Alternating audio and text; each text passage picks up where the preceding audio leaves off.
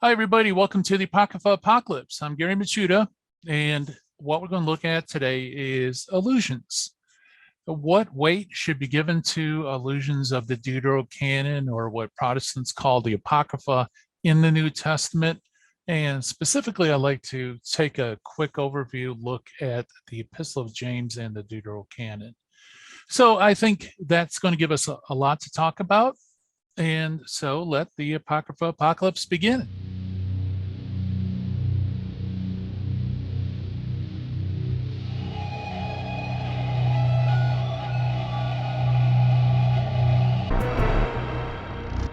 All right, so let's talk about Deuterocanonical evidence in the New Testament. And this is a point of contention between Catholics and Protestants in regards to whether the New Testament uses the Deuterocanon, how it uses the Deuterocanon, and what evidence does that use show us in terms of whether or not the inspired authors of the New Testament consider these books to be inspired sacred writings. Now, and we've already dedicated some time to this question because more often than not, Protestant apologists will insist that there is no formal quotations of the Deuterocanon in the New Testament. And of course, that is a very restrictive and somewhat arbitrary claim because even if that's true, it really doesn't say anything in terms of whether or not these books are considered inspired or not. It just shows that there weren't any formal explicit quotations of them.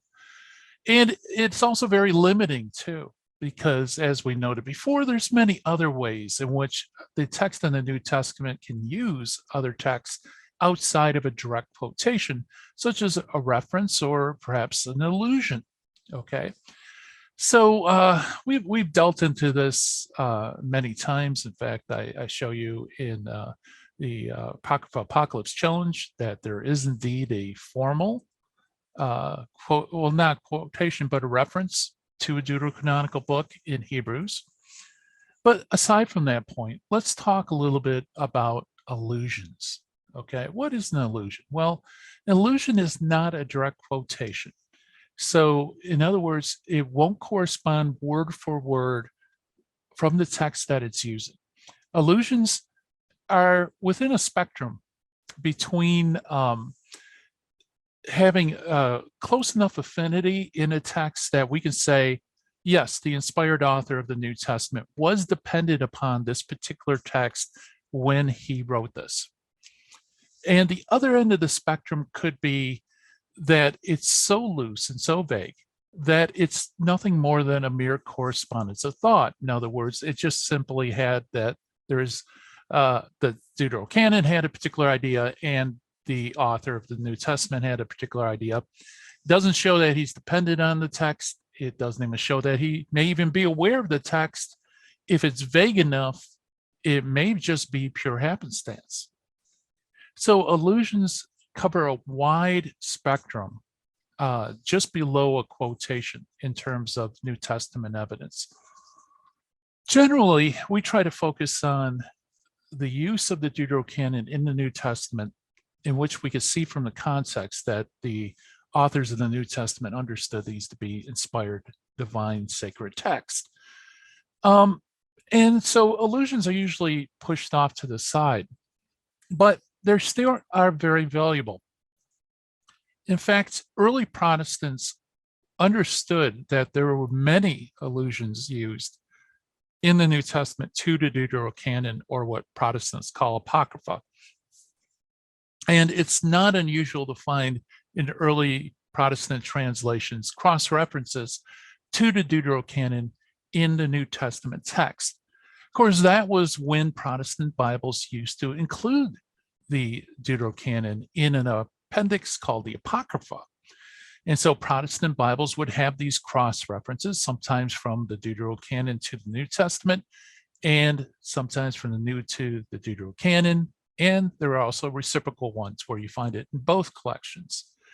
That is until the Deuterocanon, or the so-called Apocrypha, was removed from Protestant Bibles.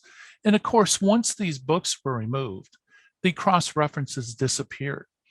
And so where you'll find in early Protestant writings, open recognition that the New Testament makes dozens and dozens of allusions to the Deuterocanon, actually in some ways, very strong allusions.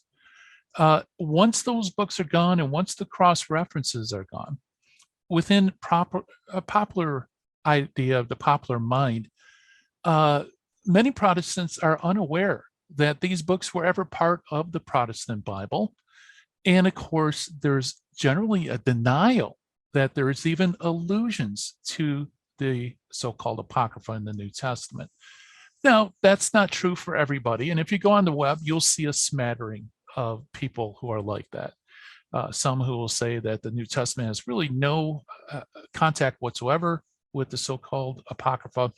Well, others will say, yeah, there are allusions there, but none of them rise to the level of a direct quotation, which is true, because if an allusion was a direct quotation, it wouldn't be an allusion, it'd be a direct quotation.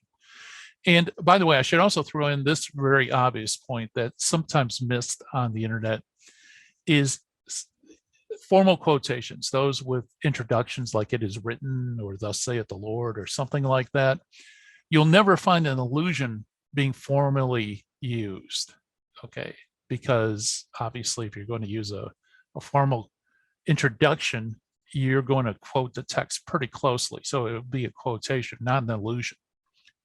So, what do we do about this?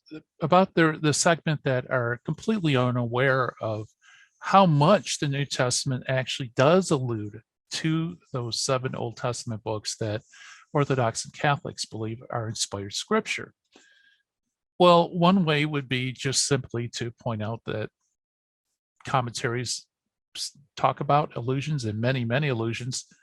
Another thing would be to actually bring each of these allusions to your attention. And I've been debating whether or not to do future videos concerning allusions, because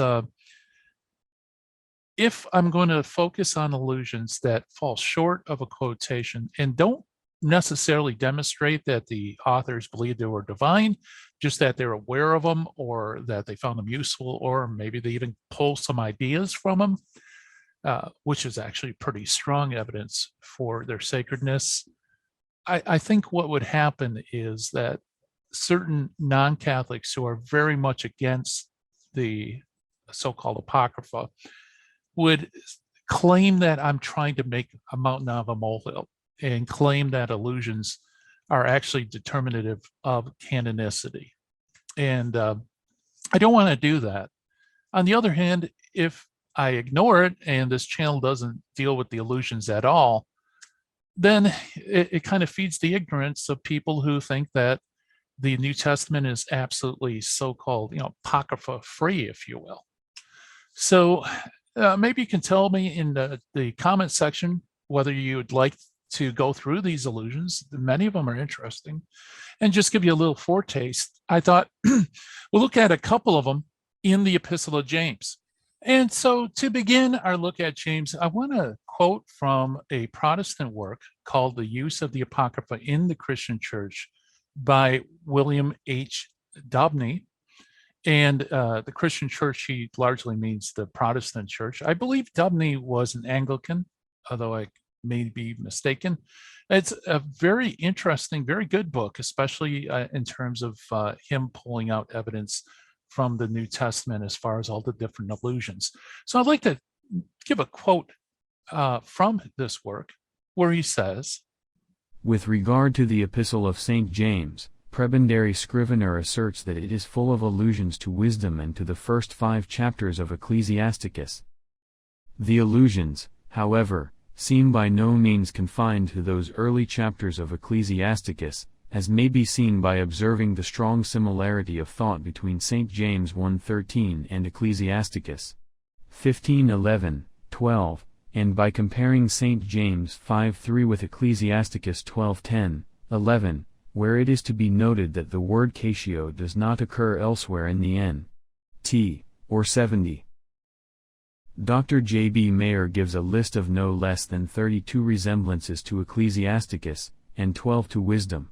The former is much larger than any list of resemblances which he discerns to a canonical book, Proverbs taking the lead of these, with 13.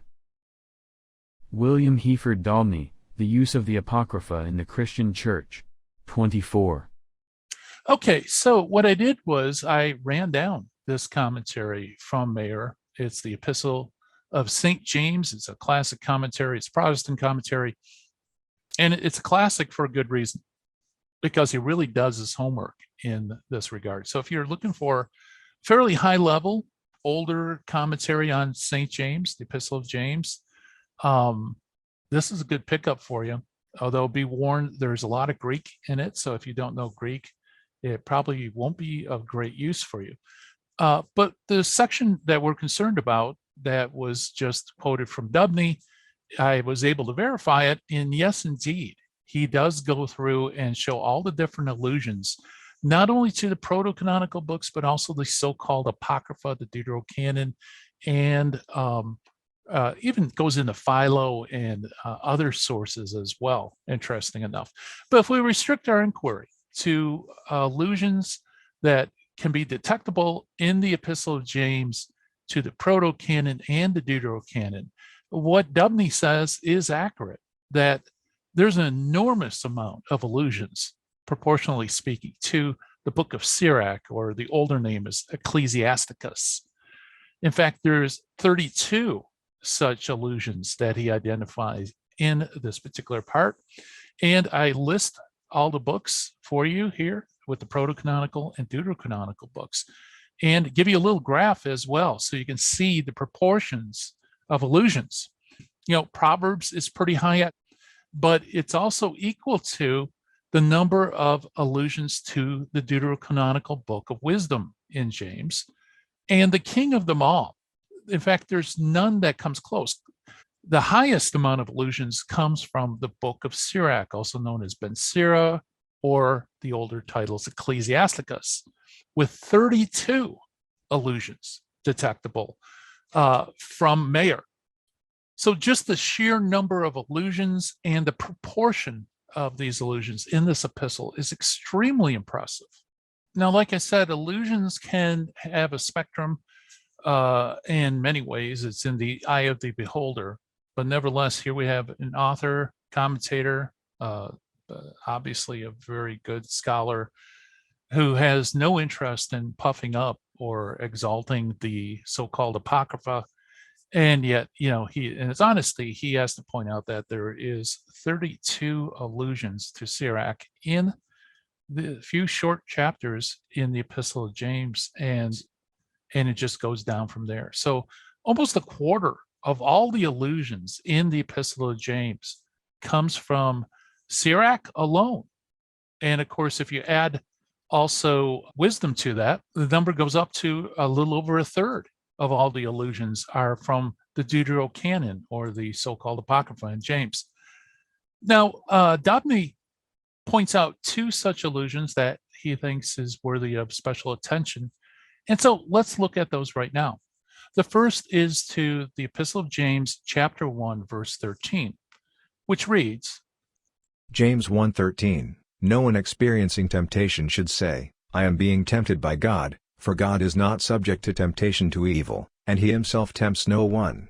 To which Dabney and also Mayer points out that that's an allusion to the book of Sirach, or Ecclesiasticus. It goes by several different names, also Ben Sira, to, anyway, Sirach 15:11 through 12, which reads, Ecclesiasticus 15:11. Say not it was God's doing that I fell away, for what he hates he does not do. Say not, it was he who set me astray, for he has no need of wicked man. Now, if this isn't an allusion to Sirach, and you can see some very obvious connections in thought here, then what's an allusion to? Well, some commentators say that, well, James is just repeating a common maxim in Jewish lore, and they'll provide quotes from Philo and from the Babylonian Talmud and things like that. Well, obviously, he's not alluding to the Talmud, which was written centuries after the fact. And he probably wouldn't be alluding to Philo, because that's pretty conjectural whether James is even aware of Philo, let alone Philo's writings. In fact, the only text that's brought up is Sirach 15:11 through 20 in this case. Although there is one proto-canonical citation that is sometime paired. In fact, the Word Biblical Commentary gives us twin citations where it tells us to confer with Proverbs 19:3 and also Sirach 15:11. So let's take a look at Proverbs 19:3, which says, Proverbs 19:3. A man's own folly upsets his way, but his heart is resentful against the Lord. now you can see here, the difference between Sirach 15:11 and Proverbs 19:3, in that Proverbs 19:3 is a much more distant connection than you can see here in Sirach with the Epistle of James. Although, of course, Sirach and Proverbs are not identical to James, and James isn't identical to either of those two. Nevertheless, the thought is much more closer and explicit in Sirach 15:11 than it is in Proverbs 19. In fact, Proverbs 19 is much more vague, although it is generally in the same stream of thought as James 1:13. So I think both Meyer and Dobney are wise to see this as an actual allusion. At least that's what's considered by these scholars. The second one comes from the Epistle of James 5:3. And actually, let's read this passage with verse 2 and verse 3, which says, James 5:2-3. Your wealth has rotted away. Your clothes have become moth-eaten. Your gold and silver have corroded. And that corrosion will be a testimony against you. It will devour your flesh like a fire. You have stored up treasure for the last days. And to this, Dobney and Mayer point out that it is an allusion to Sirach 12:10 and 11, which reads, Ecclesiasticus 12:10-11. Never trust your enemy, for his wickedness is like corrosion in bronze. Even though he acts humbly and peaceably toward you, take care to be on your guard against him. Rub him as one polishes a brazen mirror, and you will find that there is still corrosion. Now, this is interesting that they choose this particular text because, as you could tell, the thought doesn't necessarily correspond to that of James. Now, the reason I think that Dobney and Meyer and other Protestant scholars, Sirach as well, may pair James 5 with Sirach 12 isn't because of the correspondence of thought. As you can see, the two lines of thought seem divergent on this point, but rather there's a lexical connection between the two, at least in terms of the Greek word katio, which is a translation of rusted. In other words, the gold and silver are rusted. That's New Testament hapax, which is basically a word that's only used once in the New Testament, and it's used only once in the Septuagint in Sirach 12:11. So it is a fairly rare word. It's found in both groups, but it lacks a literary parallel, though, in my humble opinion. So yes, this could be seen as a lexical connection, but there's also another passage in Sirach which I think connects in terms of the ideas expressed in James. And that is in Sirach 29, verse 9 through 12.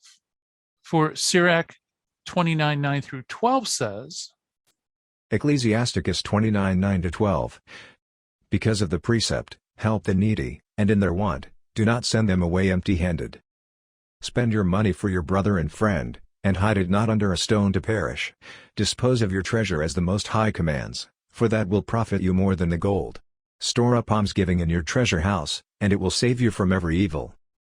Now, I think you can see here in Sirach 29, 9 through 12, much closer correspondence in thought than you see in Sirach 12, in that here it's talking about spending money on your friends, your brothers, much like James is saying to spend money on the poor.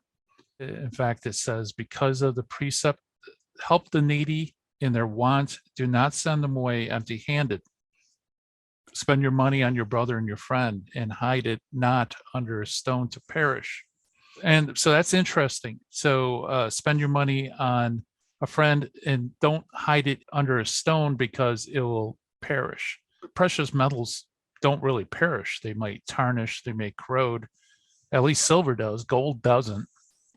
But you can see, a same thought there in James, where he says that the gold and silver have corroded, and that corrosion is a testimony against you. And then he says, store up treasure for the last days. And you can see here in Sirach 29, it says, dispose of your treasure as the Most High commands, for that will profit you more than gold. Store up almsgiving in your treasure house, and it will save you from every evil.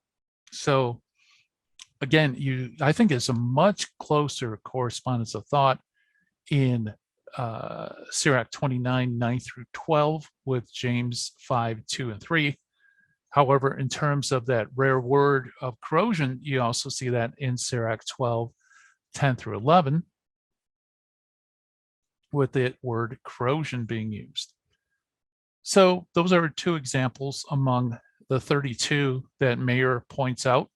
And as you can see here, I mean, even with just one verse from the Epistle of James, chapter 5, 2 and 3, we have two potential allusions to the book of Sirach, both one lexical and the other in terms of literary or parallel thought. So I'd love to go through all 32, but I think this suffices to show that, yeah, there are allusions to the Deuterocanon, at least in the Epistle of James, and there is in the other books in the New Testament as well. In fact, there's quite a few of them, a lot more than you realize. And you need to keep that in mind whenever you hear someone say, well, there are non-canonical books that appear to be alluded to in the New Testament. Quite frankly, I think if you compare the two, you'll find that the extra biblical books that are supposedly alluded to in the New Testament are quite small, and many of them are distant enough or so common enough that it's almost impossible to say that the authors were aware of these books or that they're actually depended upon those extra biblical books. But when it comes to the books of the Deuterocanon, or the so-called Apocrypha, you find things like this, that there certainly seems that the author of James knew the Deuterocanon, and he's using it in his text to varying degrees. And although it doesn't prove that these therefore are sacred and authoritative texts, nevertheless, it does show that they're operative in the mind of the inspired author. And I think that opens the door to the possibility, or indeed the plausibility, that the Deuterocanon could have been accepted as sacred text. And of course, I believe there's evidence in the New Testament that proves just that. But I just want to stick with allusions. Okay, so again, I want to end this video with a warning for those who might want to jump on the com box and say, see, Machuda is bringing up these instances, and these instances don't prove that the Deuterocanons inspire scripture. Again, don't make a fool of yourself, because that's not the purpose of this video. The purpose of this video is just to show that, yeah, there are allusions, very interesting ones, that show that the inspired authors were familiar with the Deuterocanon and indeed made allusions to these books in their writings. This, again, isn't something that you only find in Catholic scholarship.